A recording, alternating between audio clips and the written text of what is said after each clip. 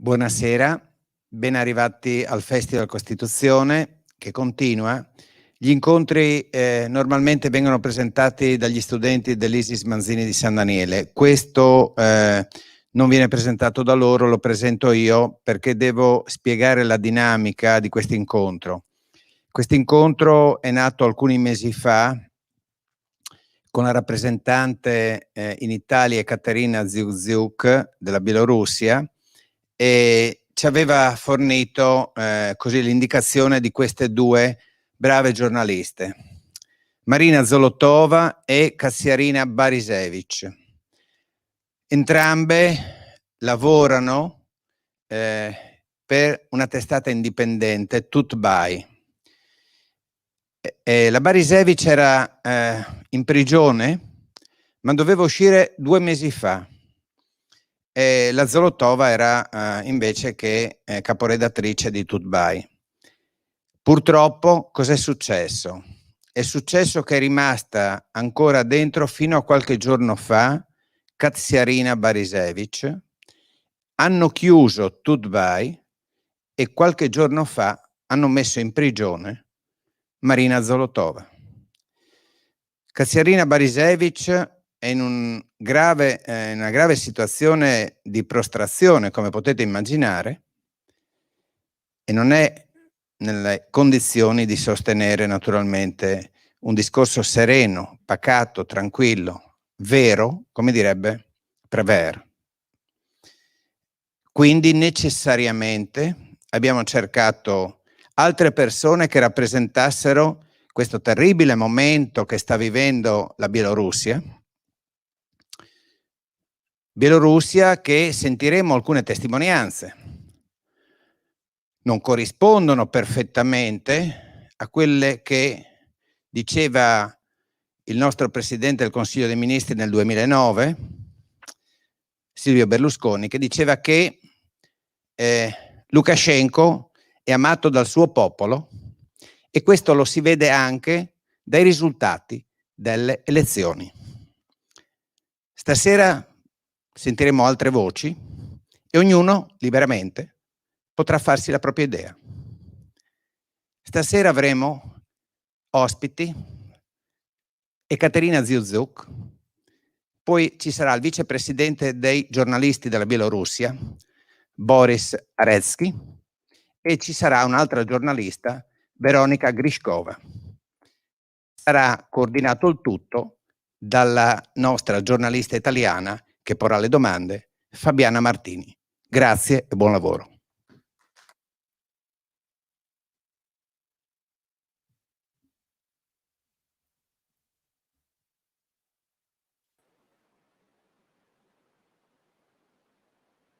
Вероника, у вас выключен микрофон, и то, что вы говорите, не слышно. Ага, так хорошо? Не слышно? Да. Простите еще раз. Добрый день, коллеги. Спасибо всем огромное за возможность сегодня говорить о проблемах журналистики в Беларуси. Это очень важно, и я считаю, что самое главное, что мы сегодня можем сделать для наших коллег, которые подверглись репрессиям, это сообщать и рассказывать всем о том, что происходит с журналистикой в Беларуси. Многие знают, что еще...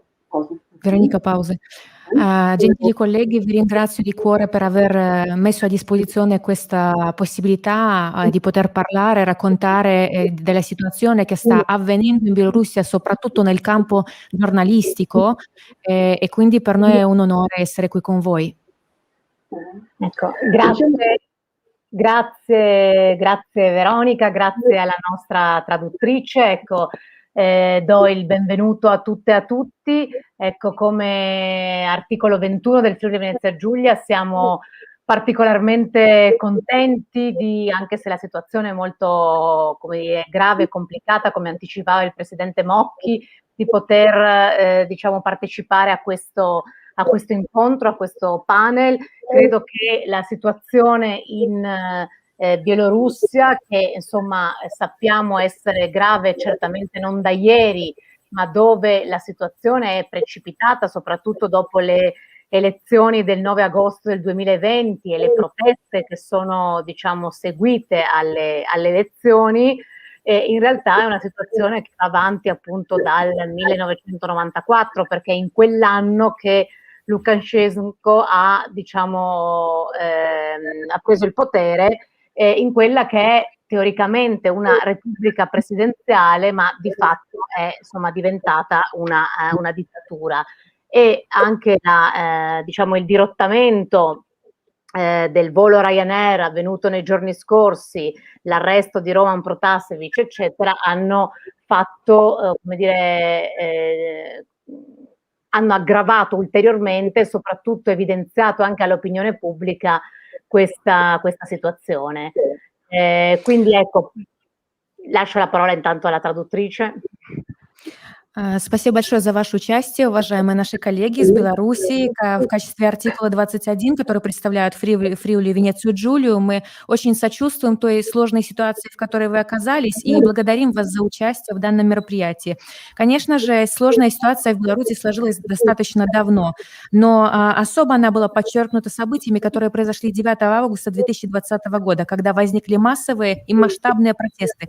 Однако корни всей этой ситуации утекают глубиной в 1994 год, когда Лукашенко впервые получил полномочия президента. И несмотря на то, что в Беларуси официально заявлена президентская республика, но мы по факту можем констатировать полную диктатуру. Эта диктатура проявила себя еще больше с той ситуацией, связанной с самолетом Ryanair, который был форсированно посажен в Минском аэропорте и с задержанием Романа Протасевича. Grazie, ecco, diciamo, per noi è fondamentale ribadire che appunto il ruolo fondamentale appunto dell'informazione in ogni sistema che vorrebbe dirsi, vorrebbe essere democratico, ecco, senza informazione non c'è una vera democrazia, e per questo insomma la situazione da questo punto di vista in Bielorussia risulta particolarmente grave. Allora, prima di dare la parola appunto a Veronika Grishkova, io vorrei partire proprio rileggendo insieme l'articolo 19 della Dichiarazione Universale dei Diritti Umani, che dice: ogni individuo ha diritto alla libertà di opinione e di espressione, incluso il diritto di non essere molestato per la propria opinione e quello di cercare, ricevere e diffondere informazioni e idee attraverso ogni mezzo e senza riguardo a frontiere. Ecco, mi pare che, diciamo, questo articolo, che appunto, ripeto, appartiene alla Dichiarazione Universale dei Diritti Umani, non sia propriamente rispettato in Bielorussia in questo momento, и non certo da ieri. È così, Veronica? Итак, роль информации в любой стране, которая считает себя демократической, переоценить и недооценить невозможно. В Беларуси, конечно, ситуация становится все более сложной с каждым днем, и в этом случае я бы хотела процитировать статью 19 Международной декларации прав человека, где говорится о свободе слова, о свободе самовыражения, о свободе мысли, где бы любой человек не находился. И, конечно же, с учетом вот этой статьи 19 мы видим, что в Беларуси эти правила не соблюдаются. Что, Вероника, вы можете сказать о том, что сейчас происходит в Беларуси? Я бы хотела начать с того, что еще в начале 2020 года многие аналитики медиапространства в Беларуси отмечали некоторые все-таки послабления со стороны законодательства и улучшения в сторону свободы слова, несмотря на общее усиление государственного контроля. Но, например, среди улучшений было то, что ряд негосударственных СМИ, которые были долгое время в теневой дискриминации, после 11 лет теневой дискриминации, все же смогли попасть в государственные системы распространения по подписке и в розницу. Также не обязательно носил характер регистрации новостных интернет-ресурсов в качестве сетевых изданий, и была возможность оспаривания ограничения доступа к сайтам владельцев сайтов через суд. Если вдруг закрывался доступ, можно было это оспорить. All'inizio dello scorso anno molti analisti dei media hanno notato alcuni progressi nell'area della libertà di parola nel paese, in Bielorussia. Pertanto gli autori del rapporto Media in Belarus 2020 hanno notato che con la tendenza generale a rafforzare il controllo statale sullo spazio dei media, negli ultimi 6 anni ci sono stati anche cambiamenti positivi nella legislazione sui media e nella pratica della loro applicazione. Tra questi il ritorno di una serie di giornali non statali ai sistemi di distribuzione in abbonamento e al dettaglio dopo 11 anni di discriminazione. Inoltre la natura oramai facoltativa di registrazione delle risorse internet come pubblicazioni in rete è stata avviata anche la possibilità di impugnare in giudizio la limitazione di accesso ai siti web dai rispettivi proprietari. Тем не менее, мы можем отметить, что даже те законы, которые применялись, они все-таки принимались на ограничение свободы слова. То есть, например, введенная законом, пусть и добровольная регистрация интернет-изданий в качестве СМИ, она совершалась в разрешительном и усложненном порядке. Интернет-издания, не зарегистрированные в качестве СМИ, они не получали прав СМИ, и журналисты не получали прав СМИ. И тем не менее на них распространяются все обязанности, которые продиктованы и предусмотрены законом о СМИ, и потенциальные санкции государственных органов. Ma la maggior parte dei cambiamenti nella legislazione nel campo della libertà di espressione negli ultimi anni in Bielorussia ha avuto lo scopo opposito di limitare questa libertà. È stata introdotta per legge registrazione, anche se volontaria, delle pubblicazioni in rete come mass media, e dobbiamo dire che la registrazione, anche se avviene in Bielorussia, è un processo assai complicato. Notiziari in internet che non sono registrati come mass media non ricevono diritti dei media, così come i loro dipendenti non ricevono diritti di essere ufficialmente riconosciuti come giornalisti, ma allo stesso tempo tutti sono soggetti agli obblighi previsti dalla legge sui media e potenziali sanzioni. Все резко изменилось после 9 августа, дня выборов 2020 года. Как мы помним, в первые же дни нам резко обрубили интернет, и 60 часов практически белорусы были в неведении, почему и что произошло. Нам сообщали официально, что интернет включают из-за границы, а Белтелеком утверждал, что значительный интернет-трафик поступает с внешних IP-сетей, и на сайты госорганов осуществляются кибератаки, поэтому доступ к сети отсутствует. В это время на журналистов на акциях, которые проходили массово, задерживали, избивали и отправляли на сутки. Например, журналистка Алена Щербинская, это журналистка Белсат, она рассказывала, что ее задержали как раз в ночи протестов 9 августа. Она рассказывала, что когда находилась в изоляторе на Окрестино, ее лично неоднократно избивали, и после очередного удара ногой в живот ее отправили в больницу, что, в принципе, спасло ее оттуда. И она видела, как избивали других людей, и журналистов в том числе. Ci ricordiamo benissimo che a partire dal 9 agosto, soprattutto nei primi giorni post elezioni, questi primi giorni sono stati trascorsi in Bielorussia senza internet. L'internet era assente per più di 60 ore. Allo stesso tempo è stato ufficialmente annunciato che internet è stato disconnesso dagli organi ed enti esteri, quindi non bielorussi. Il fornitore statale Beltelecom ha affermato che un traffico internet significativo proveniva dalle reti IP esterne, e quindi sono stati effettuati attacchi informatici sui siti web delle agenzie governative, perciò è stato staccato l'internet ufficialmente. In quelle 60 ore i giornalisti venivano arrestati, picchiati, mandati in carcere per aver parlato delle manifestazioni. Possiamo fare un esempio di Alina Sherbinskaya, una giornalista del canale Belsat non governativo, che ha affermato che quando era detenuta nel carcere, nel centro di detenzione in via Okrestina, è stata ripetutamente picchiata, e dopo un calcio nello stomaco fortissimo la giornalista ha subito una ferita addominale chiusa, ed è questa ferita che l'ha salvata. La ragazza è stata portata in ospedale. Ha detto di aver assistito a tantissime scene in cui molte altre persone venivano ripetutamente picchiate. Ранена резиновой пулей в ногу силовиками журналистка нашей Нивы Наталья Лубневская. Она освещала протестную акцию в Минске. Она провела после этого в больнице 38 дней. Наталья была одета в жилет с обозначением пресса, и у нее был бейдж, обозначающий, что она принадлежит к прессе, с ее данными. Она рассказывала, что стояла в стороне от протестующих вместе с другими журналистами, и тем не менее перепутать их было невозможно, сложно, но ее ранили.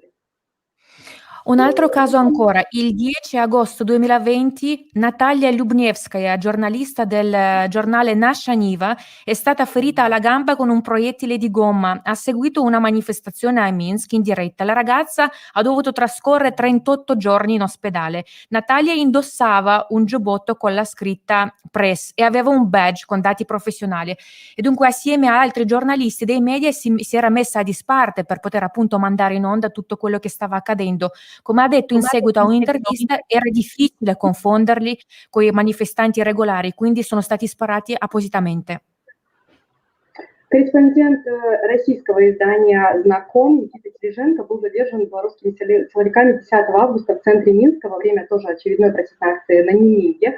И его, когда задержали, избили, увезли в изолятор в Жодино, он неоднократно пытался показать свое удостоверение, на что ему заверяли, что оно поддельное, и продолжали избивать. Как заявлял сам Никита, ему казалось, что просто в удовольствие и как бы полушутя, да.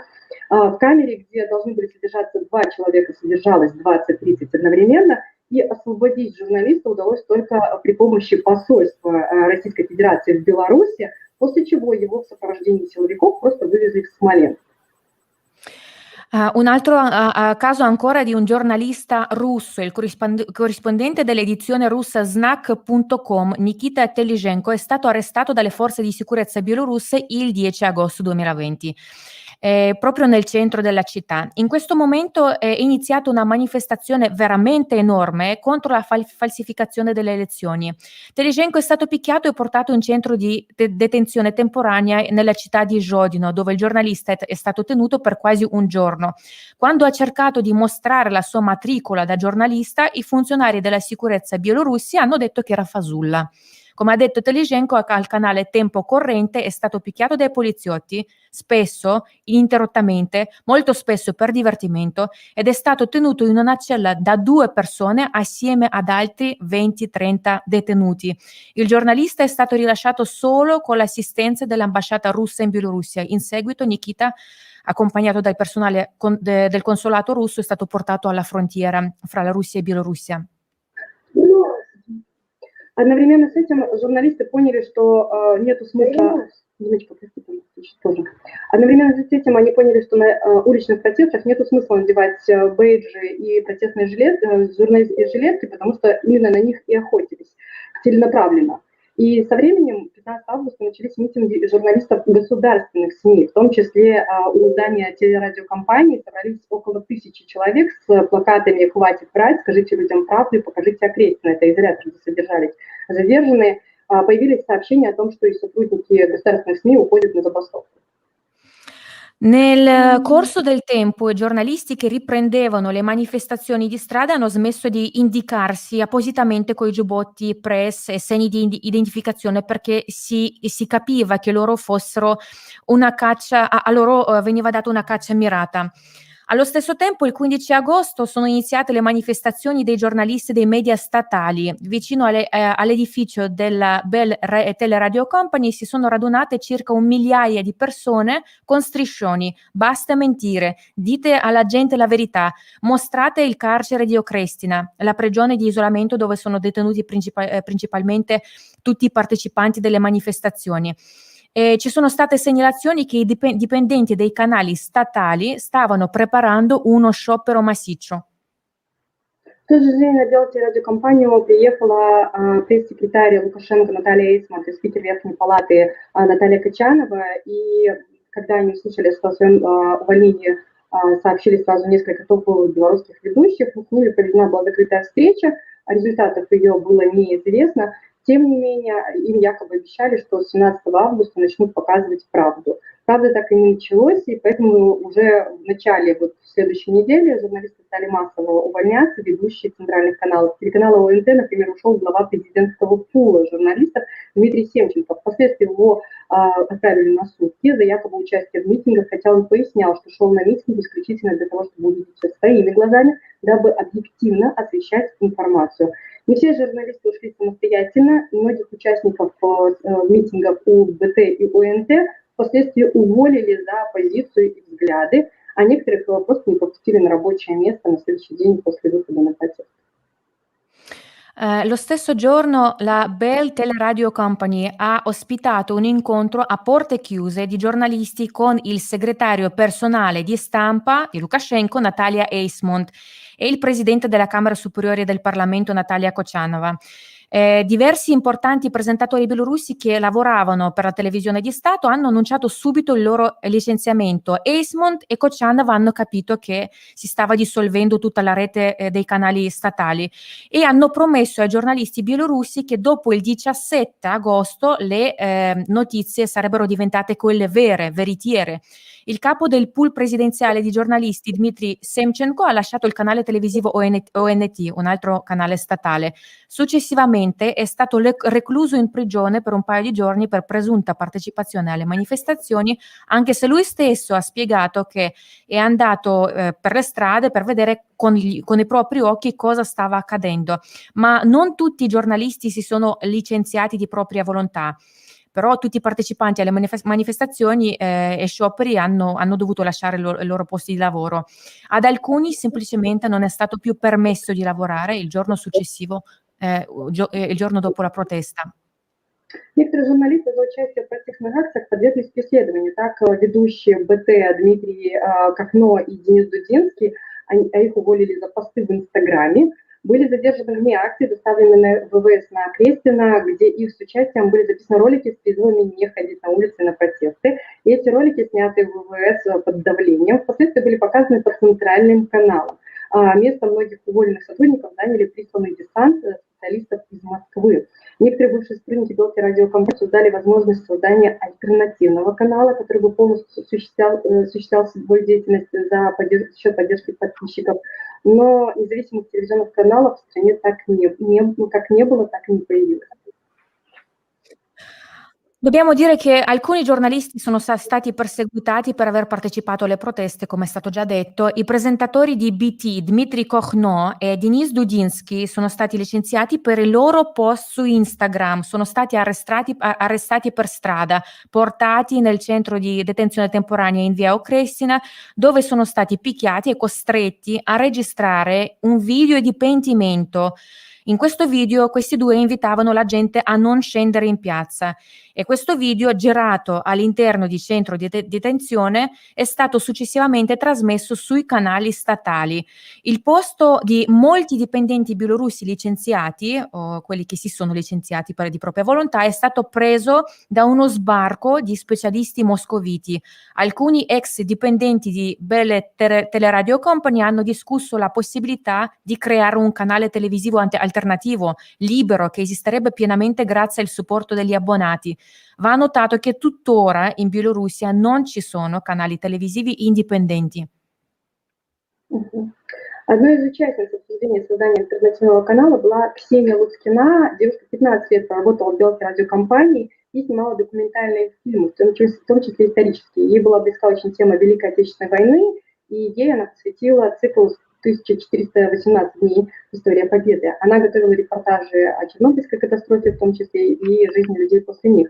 Она не сразу хотела увольняться, она хотела просто честно работать, но и показывать события такими, какими есть. Ксения была готова сама выезжать на митинги и снимать объективную ситуацию, показывать протестующих, чиновников, силовиков, но так не случилось. Una dei partecipanti alla discussione sulla creazione del nuovo canale era Ksenia Lutskina, che ha lavorato per 15 anni alla Bell Teleradio Company girando documentari storici. Ksenia ha girato una serie in 1418 giorni, Storia della vittoria, ha anche girato rapporti sulla zona di Chernobyl, sul disastro e sulla vita delle persone in zona di esclusione. Ksenia non voleva smettere di lavorare, intendeva lavorare onestamente, voleva mostrare gli eventi così come erano.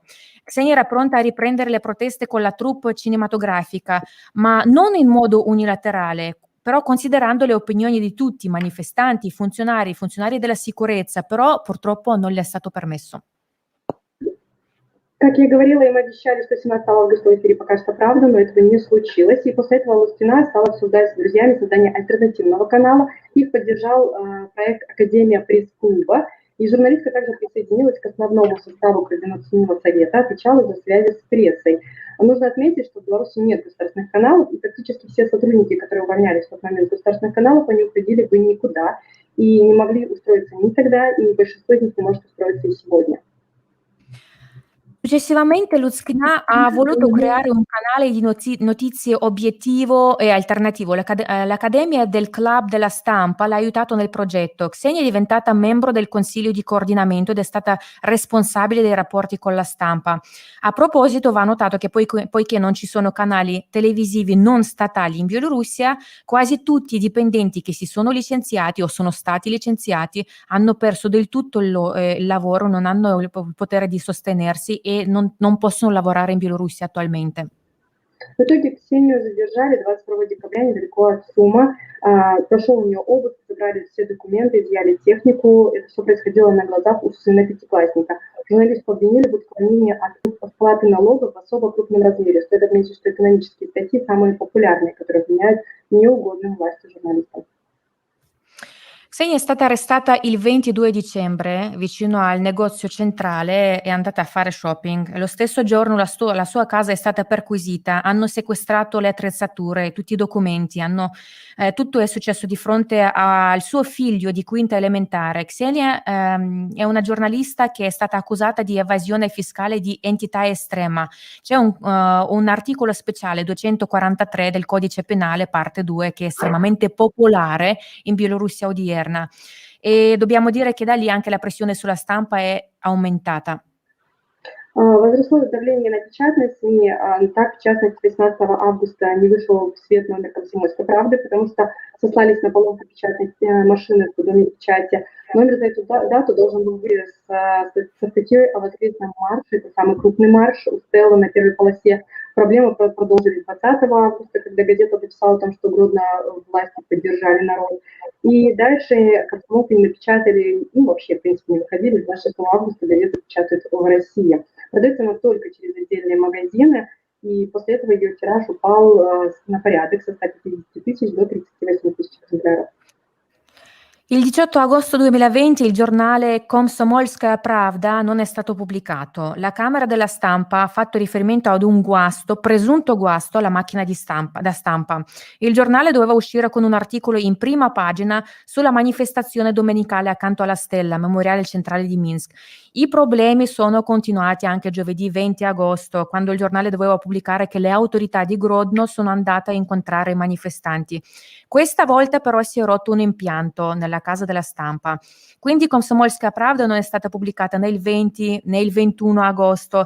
Dal 26 agosto il giornale viene pubblicato in Russia, non più in Bielorussia, viene venduto attraverso i negozi specializzati, ma la tiratura del giornale è calata tantissimo dall'agosto 2020. Prima si vendevano 150.000 copie, ora se ne stampano e se ne vendono 39.000 copie.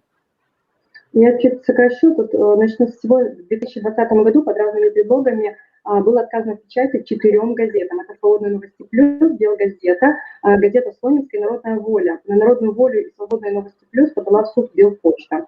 В марте 2021 года в одностороннем порядке прекратила распространение журналов «Наши Нивы», «Белсоюз Печать». Это наш государственный распространитель. Наши истории, «Осторожно, дети» и «Дуду». Белкнига запретила дочерние сети Министерства информации распространять, а также отказалась их подавать в апреле Академкнига, которая принадлежит Национальной академии наук Беларуси. Стало известно, что Белпочта расторгает договор с создателем с июля 2021 года. In totale nel 2020 con vari pretesti è stata negata la stampa a 4 giornali: Svobodne Novosti Plus, Belgazeta, Gazeta Slonimskaya e Narodная Voля. Belpochta, che era il distributore principale di questi giornali, ha intentato una causa contro Narodная Voля e Svobodne Novosti Plus. Nel marzo 2021 Belsoyuz Pечать ha interrotto unilateralmente la distribuzione delle riviste di Nasha Niva. È stato avviato lo stesso processo dall'Akademkniga, che appartiene all'Accademia Nazionale di Scienze. Si è saputo che da luglio 2021 Belpochta, il distributore appunto principale, annulla il contratto precedentemente stipulato con tali giornali. За интервью с Светланой Тихановской от 14 апреля 2021 года негосударственный еженедельник «Интерпресс» получил предупреждение парламентской прокуратуры и Министерства информации за распространение информации, распространение которой запрещено. А главный редактор Владимир Янукевич был дважды оштрафован за печатную и за электронную версию. После публикации распространять газеты отказались Белпочта, частные торговые сети Белмаркет, Мартин, Добронов и Белсоюз Печать. А с 9 мая 2021 года Белорусский дом печати отказался печатать эту газету. Per un'intervista con Svetlana Tikhanovskaya condotta il 14 aprile 2021, il settimanale non statale Interexpress ha ricevuto ammonizioni dall'ufficio del procuratore interdistrettuale della città di Baranovic, nonché dal Ministero dell'Informazione, per aver divulgato informazioni la cui diffusione è vietata. Il caporedattore Vladimir Yanukievich è stato multato ben 2 volte sia per la versione del giornale elettronica sia quella cartacea. Quindi la versione il giornale stesso è stato riconosciuto come estremista. Dopo la pubblicazione, Belpochta, come già detto distributore principale, Belmarket, Martin, Dobronom e Belsuis Pechat hanno rifiutato di distribuire il giornale e dal 9 maggio 2021 anche la Camera di Stampa bielorussa ha rifiutato di stampare questo giornale del tutto. 21 августа в Беларуси заблокировали доступ к 70 сайтам, среди которых страницы общественных организаций, правозащитных центров, независимых СМИ. Оказались сайты Белсат, Медиа Еврорадио, Солидарность, Радио Свобода, информационные порталы Флагшток. Комментировать свои действия власти отказались. Non riguardano queste azioni solo giornali stampati. Il 21 agosto 2020 in Bielorussia è stato bloccato l'accesso a più di 70 siti internet, comprese le pagine di organizzazioni pubbliche, centri per diritti umani e media indipendenti. Il blocco includeva il sito web del canale televisivo Belsat, Euroradio, il giornale internet Solidarietà, il sito web della Radio Libera e portali informativi di Flagstock, Verità Bielorussa, Bielorussia a Fuoco, il portale regionale Notizie di Vitebsk e il portale sportivo Tribuno.by. Sì. Le autorità si sono rifiutate di commentare tutte queste azioni e mosse. Спустя неделю, 29 августа, стало известно об ограничении доступа на Винный-Бай и сайту агентства «Белопан». Никаких претензий до этого Министерство информации не высказывало, включение в список ограниченного доступа также не сообщалось. В тот же день Межведомственная комиссия по безопасности в информационной сфере лишила аккредитации журналистов нескольких иностранных СМИ. Reuters, AFP, Associated Press, RFI, в настоящее время BBC. И из Беларуси были депортированы с запретом въезда на 5 лет шведский фотокорреспондент, победитель World Press Photo Пол Хансен. МИД Беларуси не прокомментировал ситуацию. Il 29 agosto 2020 si è saputo della restrizione al portale navine.by e il sito web dell'agenzia Belapan. Prima di allora il Ministero dell'Informazione non ha mai espresso alcuna pretesa verso tali risorse. Anche l'inclusione nell'elenco per l'accesso limitato non è mai stata segnalata. Lo stesso giorno, sempre il 29 agosto 2020, la Commissione interdipartimentale sulla sicurezza dell'informazione ha revocato l'accreditamento dei giornalisti di diversi media stranieri, tra cui Reuters, AFP, Associated Press, RFI, Tempo Corrente e BBC. Paul Hansen, fotoreporter svedese e vincitore del World Press Photo, è stato espulso dalla Bielorussia con un divieto di ingresso per ben 5 anni. Sempre il Ministero degli Esteri bielorusso non ha mai voluto commentare questa decisione. 18 сентября 2020 года Министерство информации обратилось в суд с иском о прекращении выпуска независимого сетевого издания «Бай». 1 октября вышел приказ министра информации Игоря Узкого, согласно которому действие статуса СМИ для «Бай» приостановлено до 30 декабря 2020 года. 3 декабря по решению экономического суда медиа лишили статуса СМИ. Il 18 settembre 2020 il Ministero dell'Informazione ha intentato una causa penale contro il portale indipendente Tut.by. Il 1 ottobre è stata emessa un'ordinanza dal Ministro dell'Informazione Igor Lutsky, secondo la quale la registrazione ufficiale del portale è stata sospesa fino al 30 dicembre 2020. Il 3 dicembre 2020, con la decisione della Corte economica, il portale è stato privato dello status di media. Я тогда сразу вернусь к тому, что 18 мая 2021 года в Беларуси закрыли доступ к этому крупнейшему и самому популярному интернет-порталу Тутбай. 15 сотрудников до сих пор остаются под стражей, им предъявлено обвинение, но в чем их обвиняют, какие сроки им грозят, в чем суть дела, общественность и родственники не знают, так как все фигуранты подписали документы о неразглашении информации, заблокированы все сайты зеркала, а также задержана мать владельца портала и вдова его основателя Юлия Чернявская. Что инкриминирует ей, тоже неизвестно. Come ho già detto, il 18 maggio 2021 questo portale è stato definitivamente chiuso. Sono stati arrestati 15 dipendenti, tra cui anche la madre del cofondatore del portale. Sono tutti in prigione attualmente, non si capisce cosa gli viene attribuito, di cosa vengono accusati e non sappiamo mica come andrà a finire questa storia con il portale Tut.by. И вот я хотела там про журналистов фрилансеров.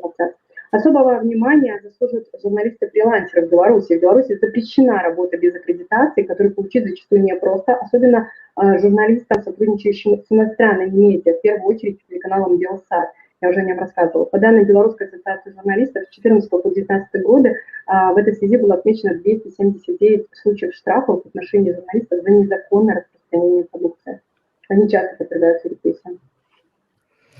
Dobbiamo anche parlare dei freelance, giornalisti freelance, che vengono completamente il cui lavoro viene completamente ostacolato. Dal 2014 fino al 2019 273 sono stati i casi avviati contro i freelance, soprattutto dei canali Belsat, e gli viene costantemente impedito di lavorare liberamente in Bielorussia.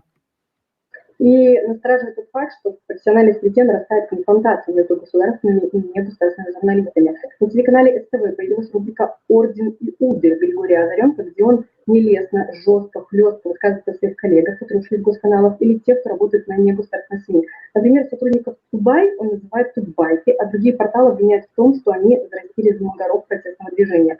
Есть подобного рода высказывания и в других программах, например, в рубрике «Муковозчика» «Накипело», где он открыто переходит на личности неугодных ему журналистов, писателей, бизнесменов и может допускать оскорбления в их адрес. Sto per concludere e voglio parlare che ormai la situazione è allarmante perché si vede il confronto tra giornalisti statali e freelance, quindi anche non statali. Sta crescendo questo confronto anche nell'ambiente professionale. Sul canale STV è apparso un programma che si chiama L'Ordine di Giuda di Grigori Azarenka, dove Grigori parla in modo molto duro, molto dispregiativo verso i suoi colleghi che hanno lasciato canali statali, accusando quelli che lavorano per i media non statali. Ad esempio chiama un Tutbaika coloro che erano e sono tuttora dipendenti di Tutbay, mentre accusa altri portali di aver allevato i cosiddetti partigiani del movimento di protesta. Ci sono dichiarazioni simili in altri programmi. Possiamo anche citare Andrei Mukavoshik, che ha creato un programma che si chiama Non se ne può più.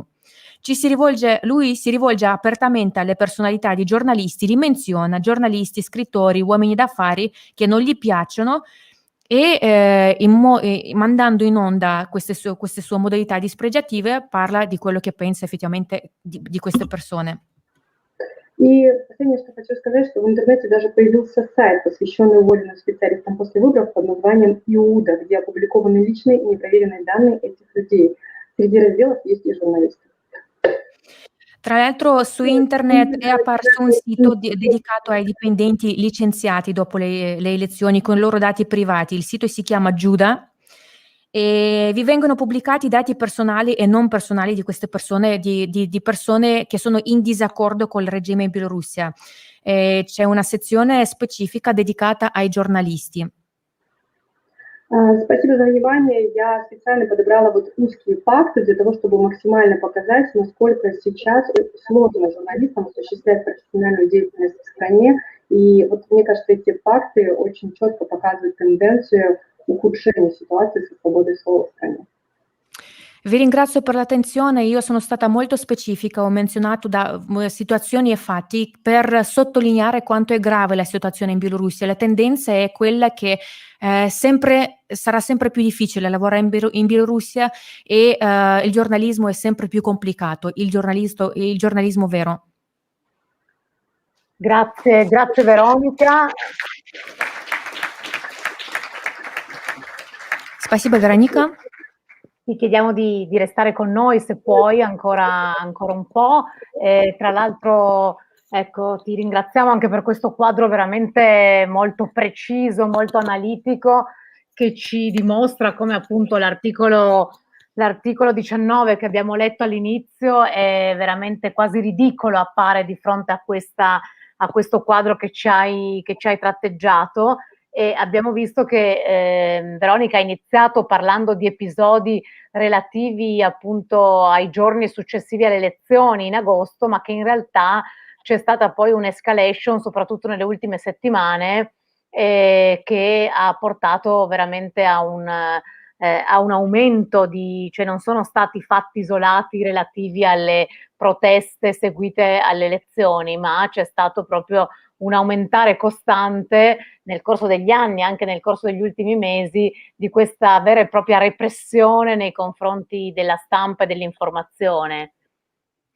Вероника, спасибо большое за ваше участие, за то, что уделили нам внимание. И после того, что вы рассказали, хочется опять-таки вернуться к пункту 19 Конвенции прав человека, чтобы понять, насколько права человека в Беларуси не соблюдаются. Конечно, мы можем долго говорить о той эскалации, которая наблюдалась в Беларуси с точки зрения прессы сразу после августских событий, но, тем не менее, эта эскалация продолжается, и мы это видим за последние недели с учетом того, что происходит в Беларуси, с учетом последних новостей. Peraltro, ecco, ricordo che così a nostra memoria che la Bielorussia è l'unico paese in Europa nel quale è ancora in vigore la pena di morte, quindi ecco, questo a fronte di quanto ci è stato raccontato è un particolare non del tutto irrilevante.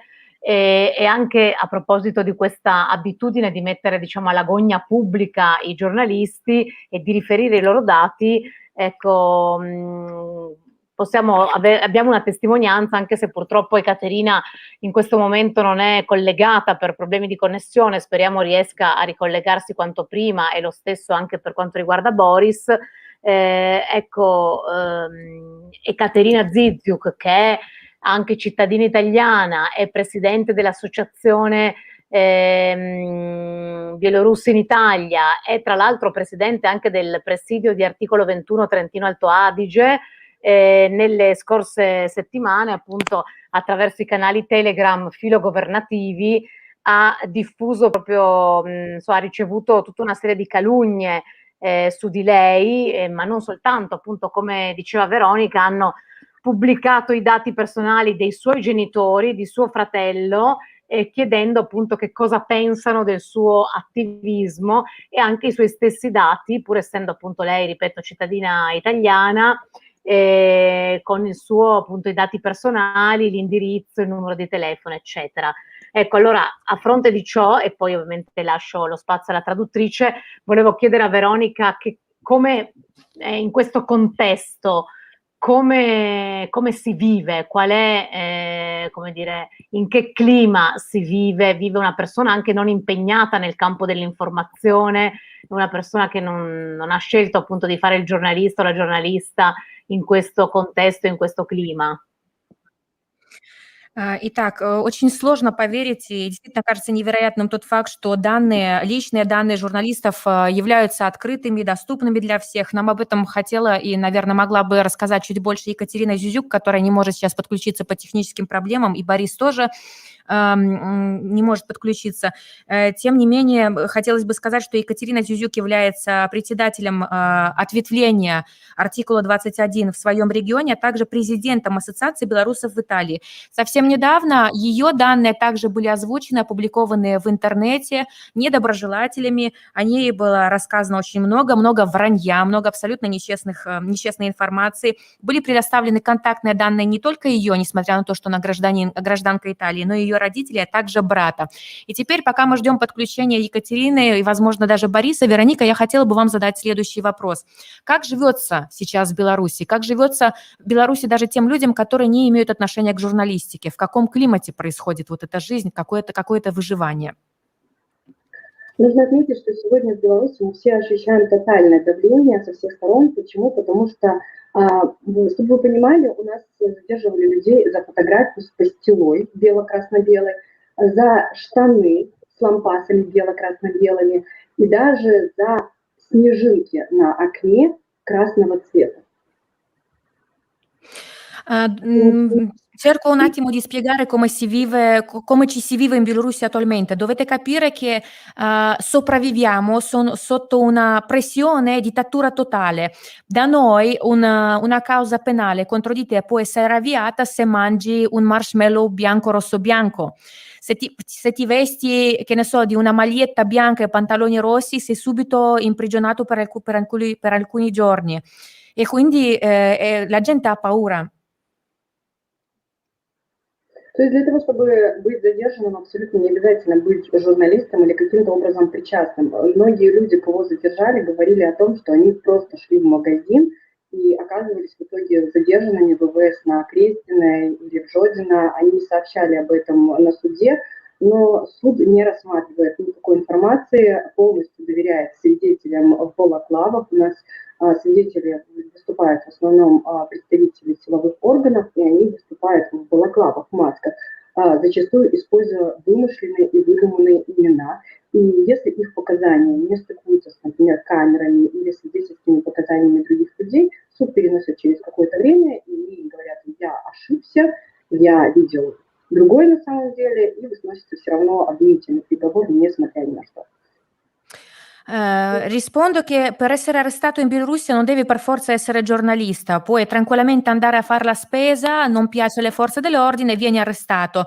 Se poi in prigione oppure durante l'udienza in tribunale tu dici che non c'entri niente, che andavi a fare le commesse, la corte non ti crede, il giudice non ti crede. Ci sono le testimoni che sono sempre rappresentanti degli organi di sicurezza, di ordine di sicurezza.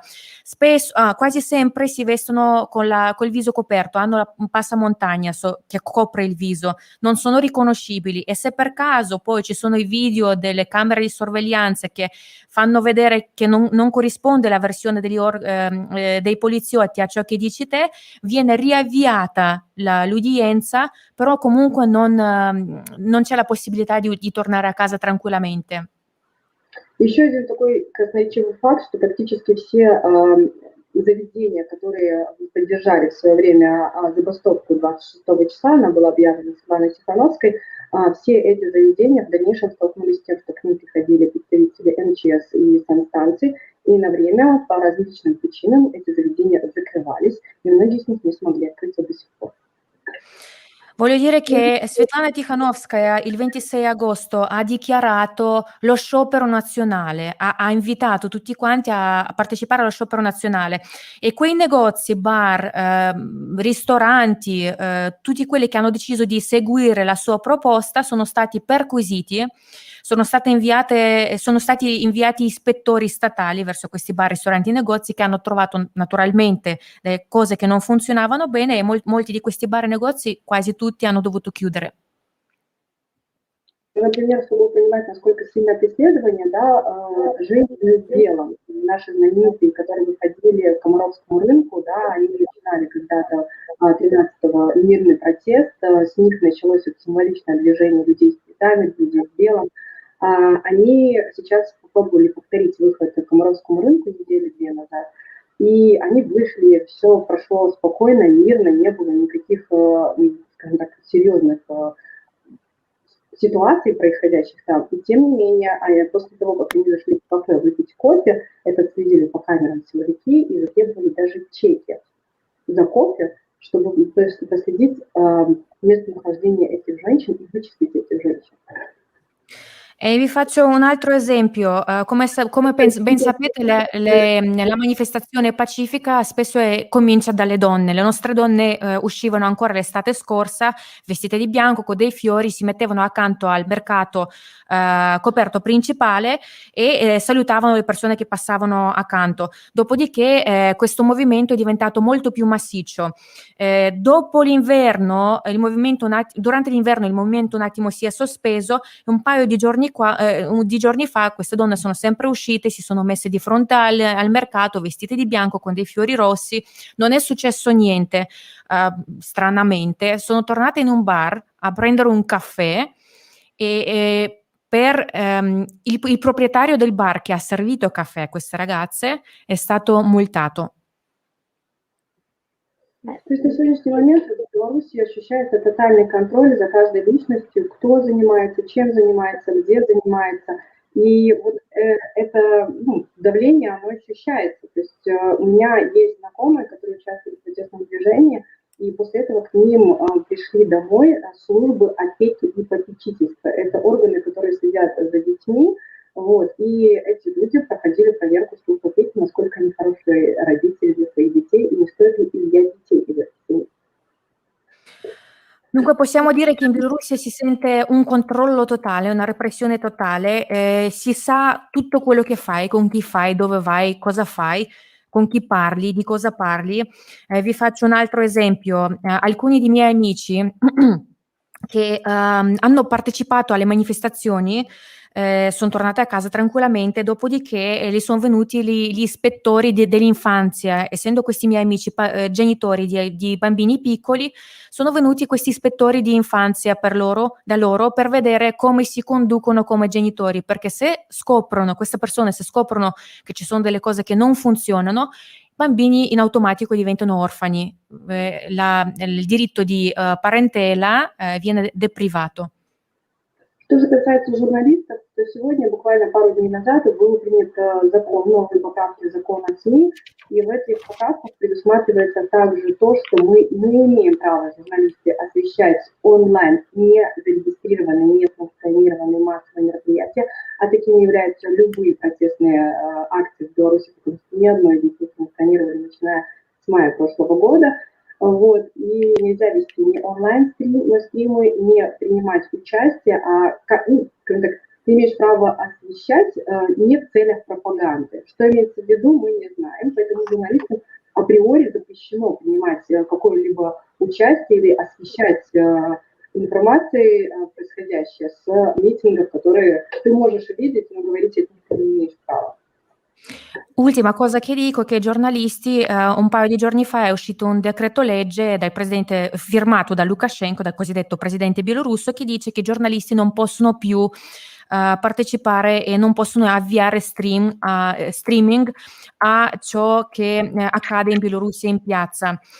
Questo vuol dire che tutto quello che avviene spontaneamente in modo popolare è una propaganda di estremismo e i giornalisti che mandano in onda questi dati sono estremisti loro стеси.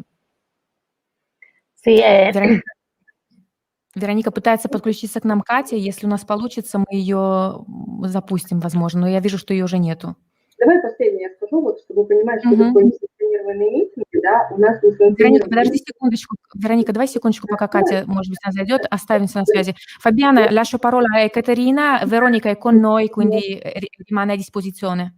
Sì, grazie Veronica. È evidente da quello che ci hai raccontato che non soltanto il diritto all'informazione, ma i più elementari diritti sono sospesi.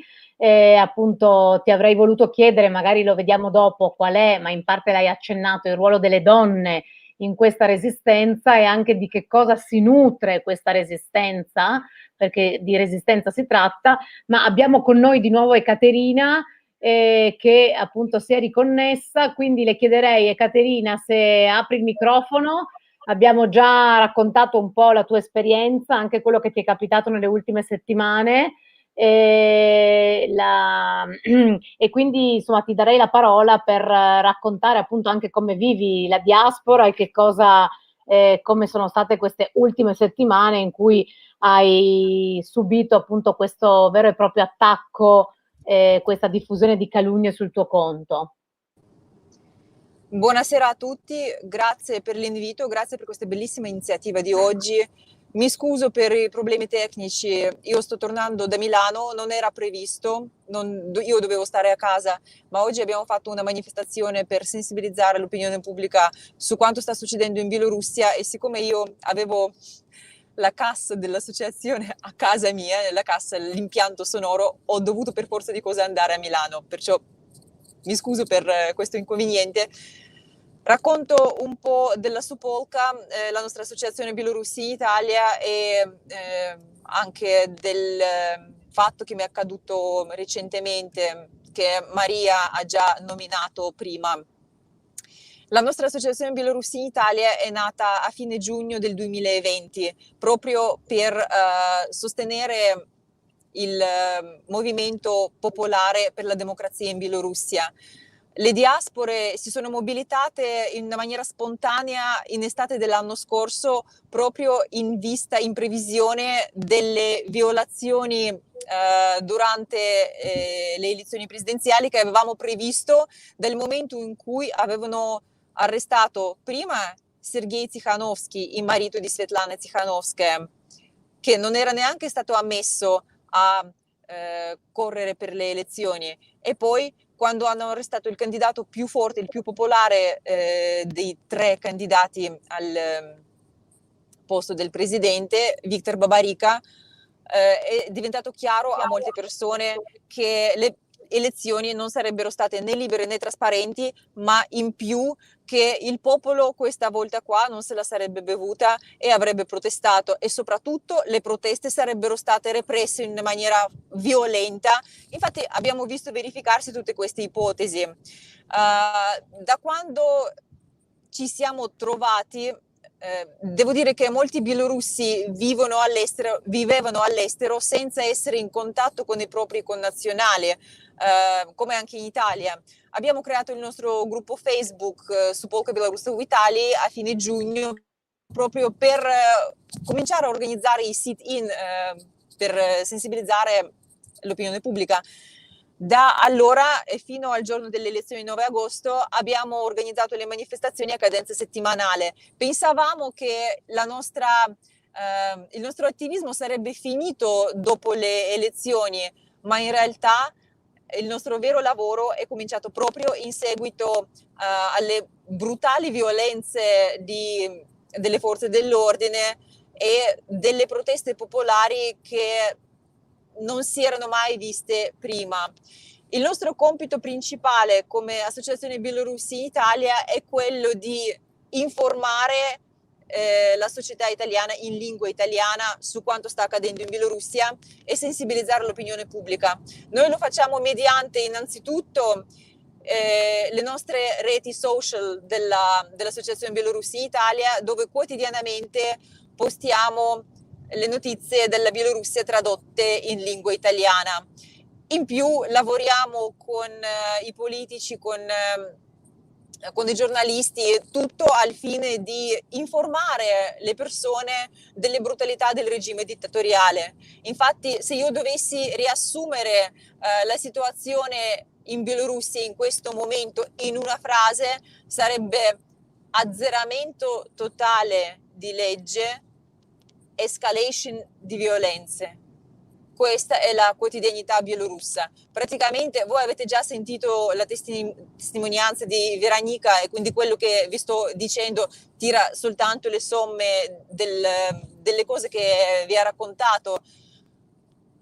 Posso dire soltanto che 9 milioni e mezzo di bielorussi sono ostaggi di fatto di un regime terrorista dello Stato bielorusso dittatoriale.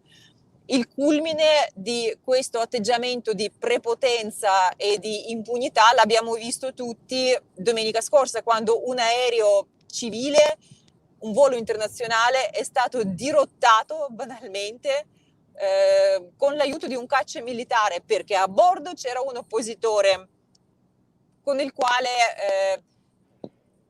il dittatore ha un rapporto di odio personale, direi, perché Roman Protasevich insieme a Stepan Putila gestiva fino a autunno del 2020 il canale Telegram Nechta, che pubblicava le notizie in tempo reale. Insomma, loro raccontavano la verità su quanto stava accadendo. In più avevano fatto alcune inchieste su Lukashenko e su entourage, e quindi il regime dittatoriale diciamo si è un pochino offeso, perciò ha ricorso a queste misure totalmente, direi, improbabili, ma purtroppo è la verità che abbiamo visto verificarsi.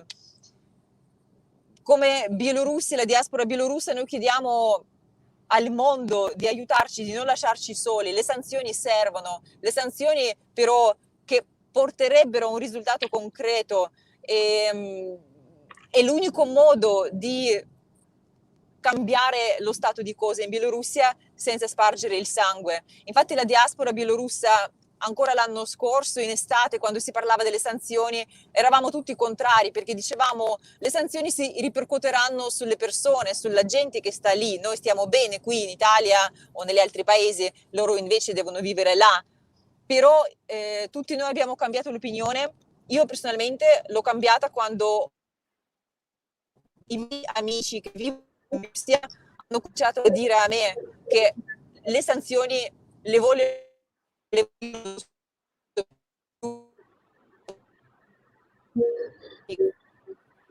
Можно я поблагодарю эту полку, если сейчас Екатерина не появится? Можно? Se Ekaterina non torna in onda, io Veronica vorrei dire 2 parole, dedicare 2 parole a Supolka. Я Se хотела бы mi сказать permettete. Ma io sono... несколько слов благодарности огромной для Екатерины и всей суполки итальянской, белорусов в Италии. Дело в том, что ребята очень сильно поддержали нас информационно, готовили много материалов на итальянском, рассказывающих о событиях в Беларуси. И в частности, Саша Потрясаева, политическая заключенная, девочка, которой я помогала, студентка, белорусы в Италии, суполка, отозвались, помогали собирать и передачи, и деньги на адвоката. И в итоге мы смогли добиться того, что Саша получила химию. В нашем случае это просто достижение, потому что Саша грозила до 8 лет лишения свободы. В итоге она 2 года будет находиться дома на домашней химии, ходить на работу, заниматься жизнью с некоторыми ограничениями по передвижению. Я считаю, что это большая наша заслуга, и спасибо огромное белорусам в Италии, итальянцам за поддержку.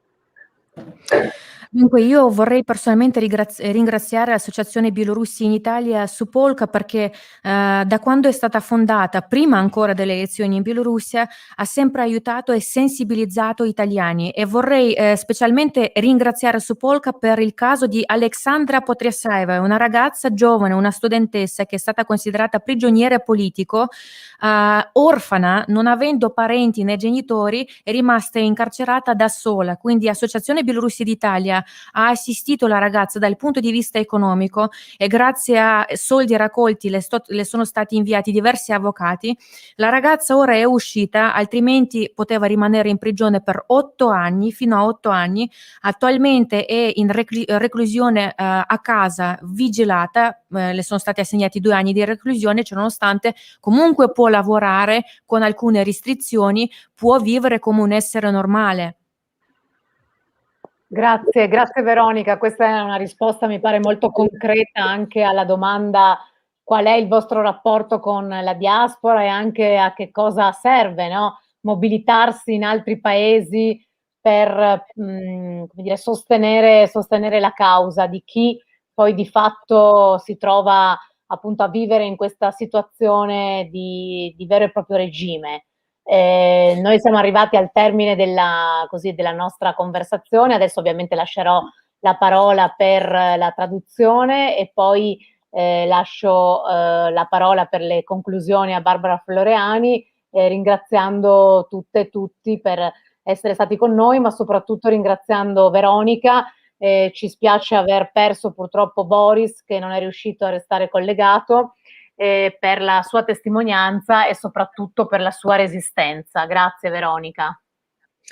Вероника, спасибо большое за вот эти ваши завершительные слова. Дело в том, что как раз-таки я и хотела задать вопрос по поводу того, какие взаимоотношения между белорусами складываются и белорусскими диаспорами за границей, для чего вообще нужны диаспоры и как они помогают. Вы очень хорошо ответили на этот вопрос. Мы подходим к заключению. Я хочу вас поблагодарить за уделенное время, и очень жалко, что мы не смогли подключиться с Борисом поговорить, потому что нам тоже было бы интересно услышать его свидетельство.